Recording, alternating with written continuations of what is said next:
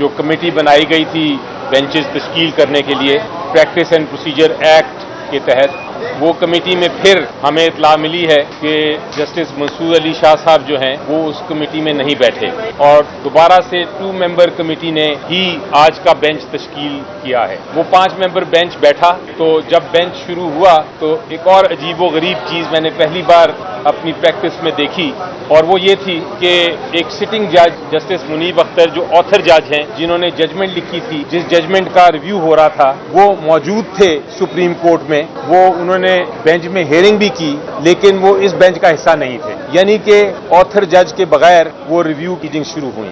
जब अदालत की प्रोसीडिंग शुरू हुई तो मैंने उठ के एक रिक्वेस्ट की, क्योंकि मेरी नजर में ये जो बेंच है जब तक के वो प्रॉपर जो दुरुस्त कमेटी है उसको तश्कील नहीं देती, मेरी नजर में ये बेंच जो है वो गैर आईनी गैर कानूनी है और इसका कोई भी फैसला जो है मेरी नजर में, ये मेरा नुक्ता है, वो कोई भी फैसला जो है वो ये नहीं कर सकती इस रिव्यू के बारे में ये वाला बेंच। जब तक के जस्टिस मंसूर अली शाह साहब जो हैं, जो बेंच जो कमेटी का हिस्सा हैं, जब तक वो कमेटी में नहीं बैठेंगे और कमेटी नया बेंच नहीं बनाएगी, इस बेंच में वो ताकत नहीं, वो कानूनी ताकत नहीं कि वो किसी किस्म का फैसला दे सके। ये ऑब्जेक्शन मैंने लेनी चाहिए थी आज सुबह, लेकिन अदालत ने कहा कि पहले हम सुन लेंगे सुप्रीम कोर्ट बार एसोसिएशन के प्रेसिडेंट को और उसके बाद फिर हम आपको सुनेंगे। तो हो सकता है कल मुझे इन पॉइंट्स पे सुना जाए। इसके अलावा भी हमारे बहुत पीटीआई के और इमरान खान साहब के बहुत मेजर और सीरियस किस्म के ऑब्जेक्शंस और शिकायत हैं और इतराजात हैं कानूनी, क्योंकि आप देख रहे हैं कि एक बेंच जो है जो रिव्यू सुन रहा है वो ऑथर जज के बगैर सुन नहीं सकता। ये जस्टिस मुनीब अख्तर साहब ने खत में भी लिखा है और वो आज लिए शायद ना बैठे हों इस बेंच में। तो ये सारे मामलात हैं जिससे मैं कहता हूं कि हमारे मुल्क में आईनी क्राइसिस तो है लेकिन अब एक जुडिशल क्राइसिस भी पैदा हो गया है और ये ऐसा सीरियस जुडिशल क्राइसिस है कि ये पूरे मुल्क को, पूरी जमहूरियत को, पूरे आइन को और इस खूबसूरत इंस्टीट्यूशन जिसके सामने हम खड़े हैं उसको भी हिला सकता है और गिरा सकता है। तो मेरा ख्याल है कि कल आप सुने बहस, इंशाल्लाह उम्मीद यही है कि जज साहिबान उस बहस के बाद इस बेंच को खत्म कर देंगे और जो आइन और कानून के मुताबिक है जिस तरह सुप्रीम कोर्ट को चलना चाहिए उसके मुताबिक फिर फर्दर प्रोसीडिंग्स होंगी इस केस में। एक आखिरी बात मैं ये करना चाहूंगा कि मुझे एक और बहुत बड़ी परेशानी हुई जाती तौर पे, और वो परेशानी ये है कि सुप्रीम कोर्ट बार एसोसिएशन यानी जो वकला का सबसे बड़ा एसोसिएशन है, उनका काम बेसिकली ये होता है कि वो वकीलों के फलाह बहबूद के लिए खड़े हों, जमहूरियत के असूलों के लिए खड़े हों, आइन के लिए खड़े हों। ये केस जिसमें सुप्रीम कोर्ट बार एसोसिएशन ने रिव्यू फाइल किया है उसमें सुप्रीम कोर्ट बार एसोसिएशन ये रिक्वेस्ट कर रही है कि जनाब लोटाक्रेसी, हॉर्स ट्रेडिंग, करप्शन और जो रिश्वतखोरी है हमारे पार्लियामेंट के सिस्टम में वापस लेके आएं और वोट्स करने दें। जिन लोगों ने अपनी पार्टीज को अपना जमीर बेच के पैसे लेके वोट्स बेचे हैं उनको वोट करने की इजाजत दी जाए। तो मुझे नहीं समझ आ रही कि सुप्रीम कोर्ट बार एसोसिएशन का इस मामले से क्या ताल्लुक है। अगर कोई पॉलिटिकल पार्टी होती, सियासी जमात होती, वो रिव्यू फाइल करते तो शायद समझ आती थी, लेकिन सुप्रीम कोर्ट बार एसोसिएशन का इस रिव्यू से कोई ताल्लुक नहीं। ये भी बहरहाल कल सुबह बहस में आप सुनेंगे अगर हमें मौका मिला बहस करने का। सर, मेरा सवाल आपकी जुडिशल क्राइसिस की आप बात कर रहे हैं।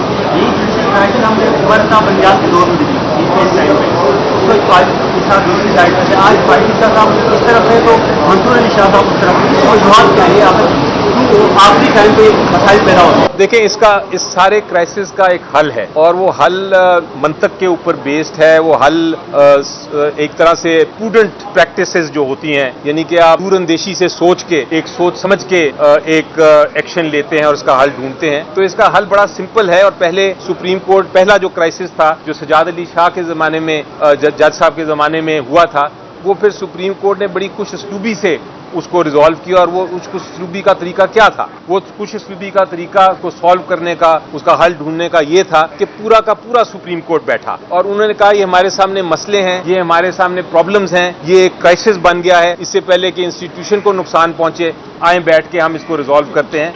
तो मेरा ख्याल है सुप्रीम कोर्ट की जो मेरी सजेशन है कि फुल कोर्ट बैठ के ये सारे फैसले करे, वो मैं कल भी दूंगा और मैंने पहले भी दिया है, कल गुजरी हुई कल को भी दिया है, आज भी मैं दे रहा हूं और ये मैं देता रहूंगा क्योंकि मैं इस इंस्टीट्यूशन का हिस्सा हूं और मैं समझता हूं कि इसका हमने हल ढूंढना है, क्योंकि कौम का भी यही रिक्वेस्ट है और कौम के लिए फायदा भी इसी में है। साहब, ये कोई कॉन्फ्लिक्ट ऑफ इंटरेस्ट आप देख रहे हैं चीफ जस्टिस काजी फाजीसा का इस तमाम मामले में? आपको लगता है कि अगर ये 63A का जो फैसला खत्म होता है तो फिर PTI के अरकान को तोड़कर 2/3 अक्सरियत पूरी करके काजी फाजीसा को आईनी अदालत का चीफ जस्टिस लगाया जा सकेगा? और क्या इसमें कोई एतराज है आपको काजी फाजीसा के बेंच पर मौजूदगी पर? देखें, 63A का आपने बात की और आपने एक बहुत अहम लफ्ज़ इस्तेमाल किए, conflict of interest. Conflict of interest का मतलब ये होता है कि आप जिस चीज़ का फैसला करने जा रहे हैं वो आपको फैसला नहीं करना चाहिए, क्योंकि उस फैसले से या उस फैसले का जो भी नतीजा होता है उससे आपको नुकसान या फ़ायदा होता है। ये कॉन्फ्लिक्ट ऑफ इंटरेस्ट का मतलब है आसान अल्फाज में। मैं जो बहस करूंगा कल और जो मैं पॉइंट्स रेज करूंगा वो कानून, आइन और मंतक पे बेस्ड होंगे। वो किसी पर्सनल किसी स्पेशल जज के या कोई पर्सनल कमेंट्स नहीं होंगे, वो बिल्कुल कानूनी नुकात होंगे।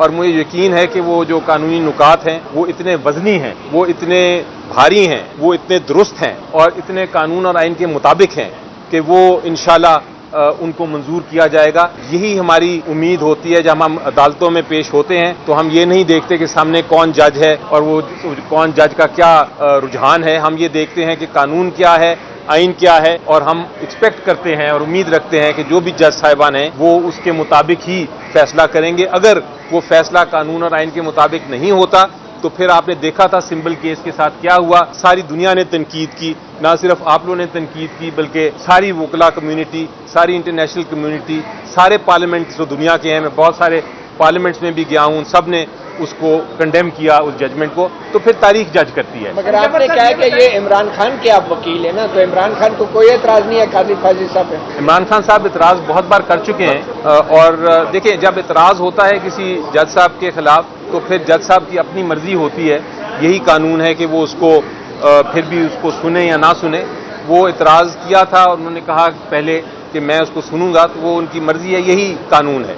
अच्छा जी, आम बंदा को रिव्यू फाइल करे, एक दिन भी डिले हो तो उठा के उसके मुंह पे मार दिया जाता है। यहाँ पे इस रिव्यू के लिए आइन में भी तब्दीली की जा रही है। आइन से वाला तो के रिव्यू इतना क्यों एक्सेप्ट किया जा रहा है? ना रूल्स को फॉलो हो रहा है बेंच बनाने में, ना रिव्यू के वाले से जो कानून है उसको लिखा जा रहा है। तो इतना खास ये केस किस वजह से बना रहा है? आपने दुरुस्त फरमाया कि एक नॉर्मल हालात में तो जब एक दिन का भी डिले हो और आपने ताखीर से रिव्यू फाइल किया हो तो कोर्ट जो है वो कुछ बात और नहीं सुनता, वो उसको रिव्यू को डिसमिस कर देता है। पता है कि वो पूछता ये है कि आप एक दिन का एक्सप्लेन करें कि आपने डिले क्यों किया। तो यहाँ डिले है और मेरा ख्याल है कि नहीं, उसको हम ऑब्जेक्शन हमने रेज की है, उसको नोट किया था जज साहब ने, आज वो भी कल ऑब्जेक्शन लेंगे। उसके अलावा आपने ये आज देखा कि एक बहुत जो बहस हो रही थी वो बिल्कुल वन साइडेड बहस थी, क्योंकि जो ऑथर जज थे जिन्होंने लिखी थी जजमेंट और जिन्होंने मेजॉरिटी जजेस जो 3 थे उनमें से 2 तो रिटायर कर चुके हैं और एक जज साहब जो हैं वो इस वक्त मौजूद नहीं थे बेंच पे। तो एक तरह से उस जजमेंट के खिलाफ उसको डिफेंड करने के लिए कोई भी जज नहीं था जो आके एक्सप्लेन कर सकता कि मेरा ये कहने का ये मकसद था, मेरा ये लिखने का ये मकसद था।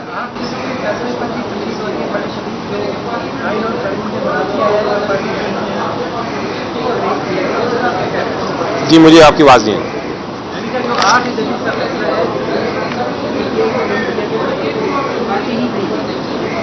जी ठीक है, देखें, वो मैं हमेशा ये कहता हूं कि जो फैसले हैं उन पे आप तनकीद कर सकते हैं। मैंने सुन रहा हूं तनकीद ये जो इस फैसले पे है, लेकिन मेरी नज़र में वो फैसला एक आइन की शिक है जिसमें ये लिखा हुआ है कि आप कंप्लीट जस्टिस कर सकते हैं, यानी कि आप इंसाफ के तकाजे पूरे कर सकते हैं। अगर कोई चीज़ रह जाए तो उसको पुर करने के लिए अदालत के पास ये इख्तियार है, सुप्रीम कोर्ट के पास जो आइन उसको देता है। तो वही इख्तियार इस्तेमाल किया है अदालत ने इस केस में, और उस पर आप उसके साथ एग्री कर सकते हैं या नहीं कर सकते, वो आपकी राइट है। लेकिन बहरहाल जजमेंट अभी है और जब तक ये जजमेंट है कायम, उसको इम्प्लीमेंट करना इलेक्शन कमीशन ऑफ पाकिस्तान की जिम्मेदारी है। इलेक्शन कमीशन ऑफ पाकिस्तान अपनी जिम्मेदारी नहीं पूरा कर रहा और ये भी आइन की एक तरह से खिलाफ वर्जी